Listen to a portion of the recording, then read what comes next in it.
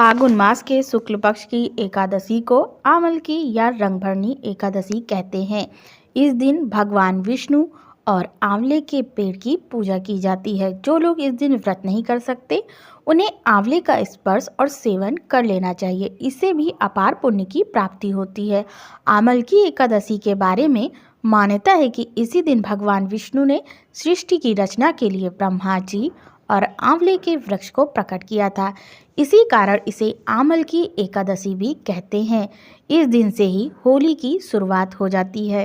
पौराणिक कथाओं के अनुसार माना जाता है कि देवी लक्ष्मी और भगवान विष्णु आंवले के पेड़ में निवास करते हैं। यही कारण है कि आमल की एकादशी की संध्या पर बहुत से लोग आंवले के पेड़ की पूजा करते हैं। साल 2025 की आमल की एकादशी 10 मार्च 2025 दिन सोमवार को है। पारण 11 मार्च को रहेगा। पारण का समय 11 मार्च को सुबह 6:35 से सुबह 8:13 तक। पारण तिथि के दिन द्वादशी समाप्त होने का समय सुबह 8:13 पर। एकादशी तिथि का प्रारंभ 9 मार्च 2025 को सुबह 7:45 पे हो रहा है और एकादशी तिथि की समाप्ति 10 मार्च 2025 को सुबह 7:44 पर। पूजा विधि। पुराणों के अनुसार दशमी तिथि को शाम को सूर्यास्त के बाद भोजन नहीं करना चाहिए और रात्रि में भगवान का ध्यान करते हुए सोए। एकादशी व्रत रखने वाले को अपने मन को शांत एवं स्थिर रखे। किसी प्रकार की द्वेष भावना क्रोध मन में ना लाएं। एकादशी को तांबा, चांदी, चावल और दही का दान करना उचित होता है। प्रातःकाल सूर्योदय से पूर्व उठकर स्नान करें। स्वच्छ वस्त्र धारण कर भगवान विष्णु की पूजा में तुलसी, ऋतुफल एवं तिल का प्रयोग करें। व्रत के दिन अन्न वर्जित है, निराहार रहें और शाम में पूजा के बाद चाहे तो फल ग्रहण कर सकते। यदि आप किसी कारण व्रत नहीं रख सकते तो भी एकादशी के दिन चावल का प्रयोग भोजन में नहीं करना चाहिए। एकादशी के दिन रात्रि जागरण का बड़ा महत्व है। संभव हो तो रात में जग कर भगवान का भजन कीर्तन करें। एकादशी के दिन विष्णु सहस्त्र नाम का पाठ करने से भगवान विष्णु की विशेष कृपा प्राप्त होती है। अगले दिन द्वादशी तिथि को ब्राह्मण को भोजन कराने के बाद स्वयं भोजन करें। व्रत की कथा। 88,000 ऋषियों को संबोधित करते हुए सूत जी ने कहा, हे विप्रो, प्राचीन काल की बात है। महान राजा मदहंता ने वशिष्ठ जी से पूछा, हे वशिष्ठ जी, यदि आप मुझ पर प्रसन्न हैं तो ऐसे व्रत करने का विधान बताने की कृपा करें जिससे मेरा कल्याण हो। महर्षि वशिष्ठ जी ने कहा, हे राजन, सब व्रतों से उत्तम और अंत में मोक्ष देने वाला आमल की एकादशी व्रत है। राजा मदहंता ने कहा, हे ऋषि श्रेष्ठ, इस आमल की एकादशी के व्रत की उत्पत्ति कैसे हुई? इस व्रत के करने का क्या विधान है? वेदों के ज्ञाता कृपा कर यह सब वृत्तांत मुझे विस्तार पूर्वक बताइए। महर्षि वशिष्ठ जी ने कहा, हे राजन, मैं तुम्हारे समक्ष विस्तार से इस व्रत का वृत्तांत कहता हूँ। यह व्रत फागुन मास के शुक्ल पक्ष में होता है। इस व्रत के फल के सभी पाप समूल नष्ट हो जाते हैं। इस व्रत का पुण्य 1000 गौदान के फल के बराबर है।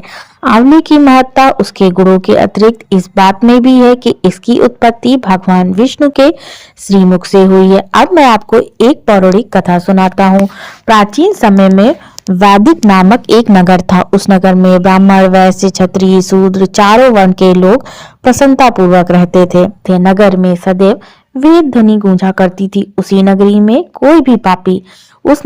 कोई भी पापी, दुराचारी, नास्तिक आदि नहीं था। उस नगर में जयद्रथ नामक चंद्रवंशी राजा राज्य करता था। वह उच्च कोटि का विद्वान तथा धार्मिक प्रवृत्ति का व्यक्ति था। उसके राज्य में कोई भी गरीब नहीं था और ना ही कंजूस। उस राज्य के सभी लोग विष्णु भक्त थे। वहां के छोटे बड़े सभी निवासी प्रत्येक एकादशी का उपवास करते थे। एक बार फागुन माह के शुक्ल पक्ष की आमल की नाम की एकादशी आई। उस दिन राजा और प्रत्येक प्रजाजन, वृद्ध से लेकर बालक तक, आनंद पूर्वक उस एकादशी का उपवास किया। राजा अपनी प्रजा के साथ मंदिर में आकर कलश स्थापित करके धूप, दीप, नैवेद्य, पंचरत्न छत्र आदि से धात्री का पूजन करने लगा। वे सब धात्री की इस प्रकार स्तुति करने लगे, हे धात्री, आप ब्रह्मा स्वरूपा हैं, आप ब्रह्मा जी द्वारा उत्पन्न हो और सभी पापों को नष्ट करने वाली हैं। आपको मेरा नमस्कार है, आप मेरा अर्थ स्वीकार करें। आप श्री रामचंद्र जी के द्वारा सम्मानित हैं। मैं आपसे प्रार्थना करता हूँ कि मेरे सभी पापों को हरण करो। उस मंदिर में रात को सभी ने जागरण किया। रात के समय उस जगह एक बहेलिया आया। वह महापापी तथा दुराचारी था। अपने कुटुंब का पालन वह जीव हिंसा करके करता था। वह भूख प्यास से अत्यंत व्याकुल था। कुष्ठ भोजन पाने की इच्छा से वह मंदिर के एक कोने बैठ गया। उस जगह बैठकर वह भगवान विष्णु की कथा तथा एकादशी महात्म्य सुनने लगा। इस प्रकार उस बहेलिये ने सारी रात अन्य लोगों के साथ जागरण कर व्यतीत की। प्रातःकाल सभी लोग अपने अपने निवास चले गए। इसी प्रकार वह बहेलिया अपने घर चला गया और वहां जाकर भोजन किया।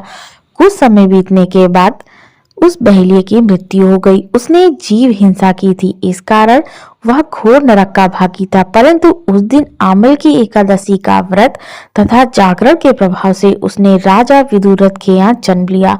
उसका नाम वसुरथ रखा गया। बड़ा होने पर वह चतुरंगनी सेना सहित धन धान्य से युक्त होकर 10 सहस्त्र नाग्रामों का संचालन करने लगा। वह तेज में सूर्य के समान, कांति में चंद्रमा के समान, वीरता में भगवान विष्णु के समान तथा क्षमा में पृथ्वी के समान था। वह अत्यंत धार्मिक, सत्यवादी, कर्मवीर और विष्णु भक्त था।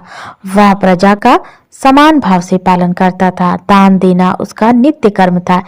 एक बार राजा वसुरथ शिकार खेलने के लिए गए। दैव योग से वन में वह रास्ता भटक गए और दिशा का ज्ञान न होने के कारण उसी वन में एक वृक्ष के नीचे सो गए।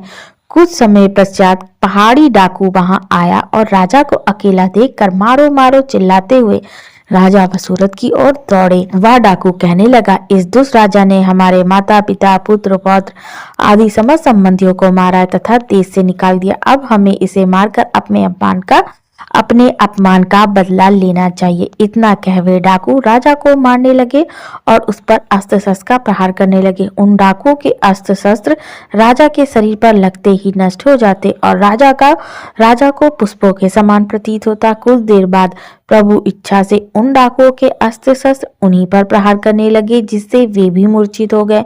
उसी समय राजा के शरीर से एक दिव्य देवी प्रकट हुई। वह देवी अत्यंत सुंदर वस्त्रों से युक्त तथा आभूषणों से अलंकृत थी। उनकी भ्रकुटी टेढ़ी थी। उनकी आंखों से क्रोध की भीषण लपटें निकल रही थी। उस समय वह काल के समान प्रतीत हो रही थी। उन्होंने देखते ही देखते उन सभी डाकुओं को का समूल नाश कर दिया। नींद से जागने पर राजा ने वहां अनेक डाकुओं को मृत देखा। वह सोचने लगा कि किसने इन्हें मारा। इस वन में कौन मेरा हितैषी रहता है। राजा वसुरथ ऐसा विचार ही कर रहे थे, तभी आकाशवाणी हुई, हे राजन, इस संसार में भगवान विष्णु के अतिरिक्त तेरी रक्षा कौन कर सकता है। इस आकाशवाणी को सुनकर राजा ने भगवान विष्णु का स्मरण कर उन्हें प्रणाम किया। फिर अपने नगर को वापस आ गया और सुखपूर्वक राज्य करने लगा। महर्षि वशिष्ठ जी ने कहा, हे राजन, यह सब आमल की एकादशी के व्रत का प्रभाव था। जो मनुष्य एक भी आमल की एकादशी का व्रत करता है वह प्रत्येक कार्य में सफल होता है और अंत में वैकुंठ धाम को पाता है। जय श्री कृष्ण।